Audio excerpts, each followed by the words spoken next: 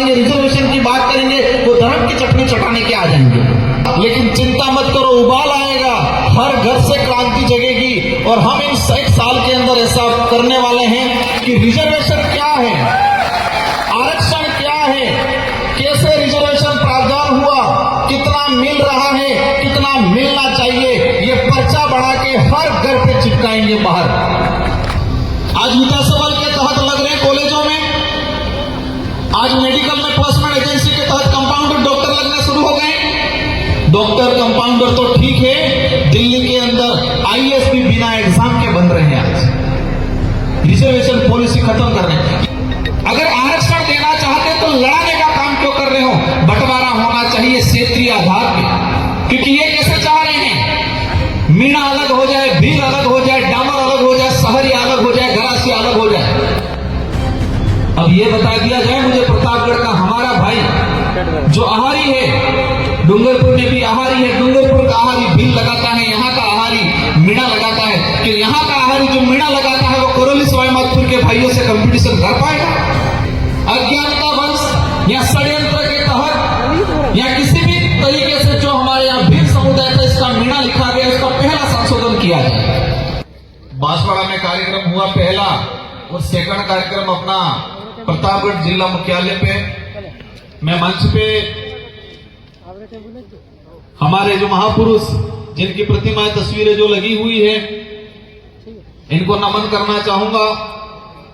इनको नमन करते हुए मैं मेरी बात को शुरू करना चाहूंगा। आज जिस बात को लेके हम यहां पर एकत्रित हुए हैं, जिस समस्या को लेके हम यहां पर एकत्रित हुए हैं, अनुसूचित क्षेत्र आरक्षण मोर्चा, तो ये मंच पे जो हमारी जो प्रतिमाएं लगा रखी है, हमारे बिरसा मुंडा से लगा के ज्योतिबा फुले, जयपाल सिंह मुंडा, भीमराव अंबेडकर जी, जिस आरक्षण की अपन बात कर रहे हैं, जिस आरक्षण की अपन लड़ाई लड़ रहे हैं, इन महापुरुषों की देन है जो संविधान के अंदर सम्मिलित हुआ 5वीं अनुसूची। और बड़े दुख के साथ कहना पड़ रहा है, सरकारें कोई भी रही हो, लेकिन आज तक अनुसूचित क्षेत्र का रिजर्वेशन पॉलिसी संविधान के अंदर क्या है, सरकार ने कब कब कैसे नियम बनाए, संविधान में क्या है प्रावधान और दिया कितना, इस पे आज तक बात नहीं हो पाई। बात इसलिए नहीं हो पाई है क्योंकि हमारा क्षेत्र भोला भाला रहा, हमारे यहाँ की जनता हर किसी की बात पे विश्वास करने वाली रही, शिक्षा की कमी रही, हमें संविधान का ज्ञान किसी ने नहीं दिया, जो 1950 में बना उसकी बात किसी ने नहीं की। लेकिन 5000 साल पहले, 10,000 साल पहले काल्पनिक क्या घटनाएं हुई, उसकी एक एक कड़ी हमारे समुदाय के लोगों को, बड़े बुजुर्गों को, हमारे रिटायर्ड कर्मचारियों को बताया गया। आप सबने अनुभव किया होगा कि हमारे पूर्वज या हमारे बाप दादा भी जो बड़े बुजुर्ग 60-70 साल की उम्र वाले हैं, स्कूल में नहीं गए होंगे,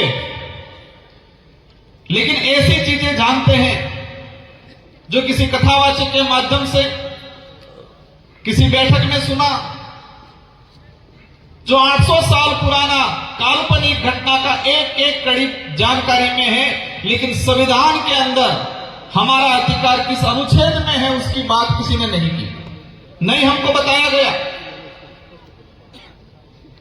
ये विचारधारा आई, शुरुआत हुआ 5वीं अनुसूची के संवैधानिक अधिकार, लोगों ने भड़काया, ये 5वीं पास की बात कर रहे हैं।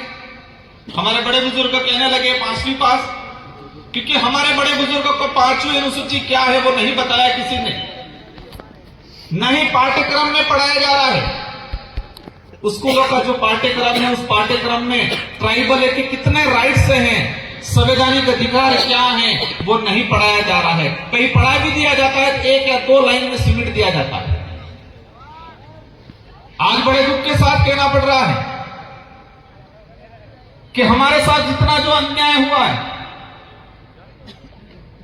मैं कई बार कहता हूं कि पहले तलवारों से, तीर कमानों से लड़ाइयां लड़ते थे, कमानों से अत्याचार होता था, शोषण होता था, लेकिन आज कागज और कलम में अत्याचार हो रहा है हमारे साथ। कलम के माध्यम से कागजों में हो रहा है और वो हमें एहसास भी नहीं हो रहा है। जब सुप्रीम कोर्ट ने कहा कोटे में कोटा,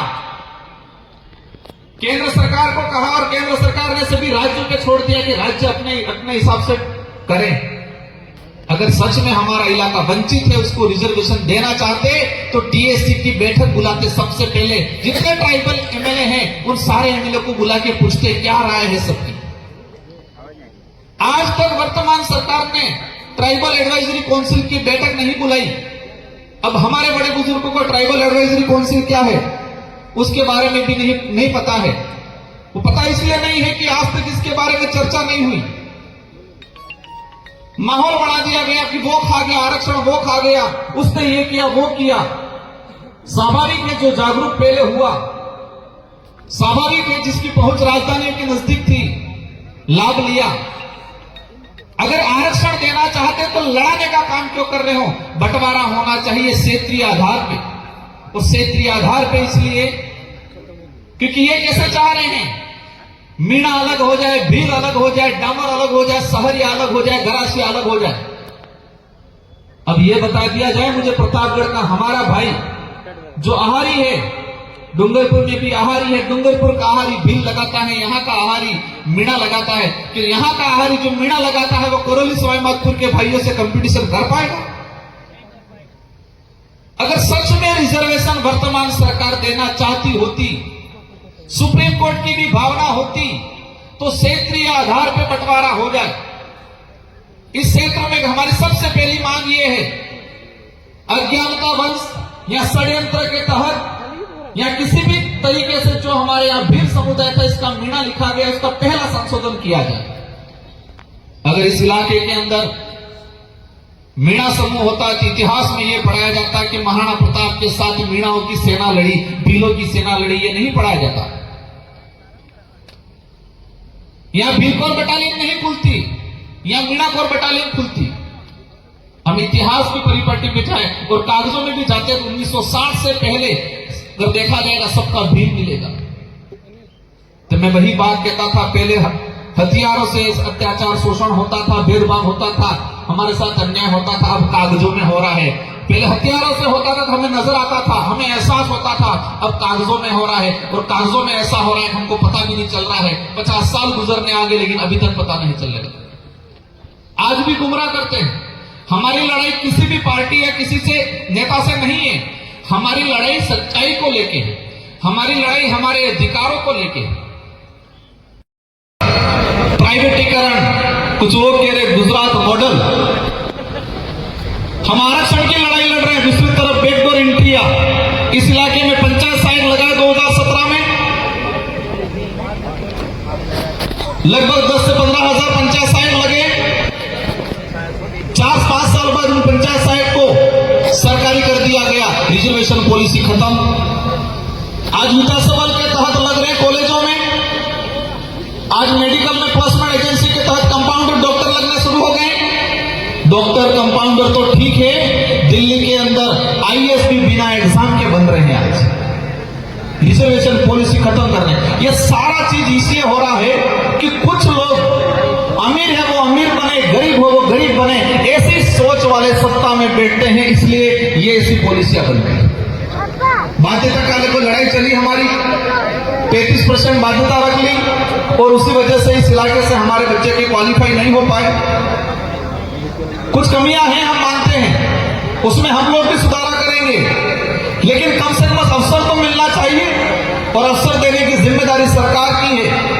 और हमारे वर्तमान में देखा गया है, मैं इस मंच से नहीं कहना चाह रहा था लेकिन बात निकल गई, इसलिए कुछ नेता सिर्फ कटाक्ष करने पे जब भी अधिकार की बात करेंगे, शिक्षा की बात करेंगे, स्वास्थ्य की बात करेंगे, रिजर्वेशन की बात करेंगे, वो धर्म की चटनी चटाने के आ जाएंगे हर मुद्दे पे। जब भी इस इलाके का कोई भी नेता, आम जनता अधिकार की, स्वास्थ्य सुविधाओं की बात करेगा, रिजर्वेशन की बात करेगा, न्याय की बात करेगा, धर्म की चटनी चटाना आ जाती है। इनका एजेंडा है कि हम कमजोर रहे, परसवी बने रहे,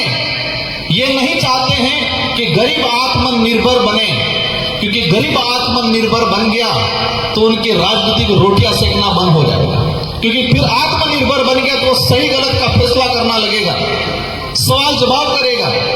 इसलिए सारे साथियों की जिम्मेदारी है कि ये लड़ाई मेरे अकेले की, इस मंच पे विराजमान ये जो जनप्रतिनिधि हैं, जो विधायक जी, इनके अकेले के नहीं है, हम सब की लड़ाई है और उस लड़ाई को संवैधानिक तरीके से लड़ना है। कुछ लोग सोचते होंगे कि संगठन चल रहा है, रैलियां निकाल रहे हैं, क्या होगा, लेकिन चिंता मत करो, उबाल आएगा, हर घर से क्रांति जगेगी और हम इन 1 साल के अंदर ऐसा करने वाले हैं कि रिजर्वेशन क्या है, आरक्षण क्या है, कैसे रिजर्वेशन प्रावधान हुआ, कितना मिल रहा है, कितना मिलना चाहिए, ये पर्चा बना के हर घर पे चिपकाएंगे बाहर, हर घर के बाहर, हर घर में पैदा हुआ बच्चा जिस दिन समझदार हुआ, जिस दिन बोलना सीखे, उस दिन जिस दिन समझदार और बोलना सीखा, उस दिन से ही अपने अधिकार को जानने लग जाए। ऐसी क्रांति लाने का अपन सब मिलकर काम करेंगे, क्योंकि उन्होंने अंधकार में रखने का काम किया, हमारे अधिकारों पे पर्दे डालने का काम किया। इसलिए हम मुहिम छेड़ेंगे अपन सब मिलकर, आप सबके साथ सहयोग से, जो घर में बैठे हैं, क्योंकि आज माहौल बना हुआ है, किसी सरकारी कर्मचारी के परिवार से कोई यहाँ पर आ जाए उसका ट्रांसफर हो जाता है कहते हैं। पर एक बात समझना, जितने नेता, कर्मचारी, अधिकारी को जो न्याय की बात करता है, जो समाज की बात करता है, जो अधिकार की बात करता है, उस कर्मचारी को ट्रांसफर परेशान करने का काम करते हैं। लेकिन जो नेता, जो अधिकारी कर्मचारी को जो न्याय की बात करता है उसको परेशान करते हैं, उन नेताओं के बच्चे, मैं कहना चाहूंगा कम से कम तुम्हारे बच्चे उस काबिल बनाओ जिस अधिकारी को, कर्मचारी को परेशान, तुम्हारा बच्चा तो बनाओ एखादा कर्मचारी, अधिकारी। जितने नेता परेशान कर रहे हैं, इन सारे नेताओं का देख लो कि उनके बच्चे क्या कर रहे हैं। जिस गरीब घर का व्यक्ति मेहनत करके नौकरी लगा है उसको तुम परेशान कर रहे हो, कम से कम तुम्हारे बच्चे को तो बना के दिखाओ एक बार, कम से कम उस काबिल, फिर पता चलेगा कैसे तकलीफ होती है, कैसे बनता है, कितना पसीना आता है।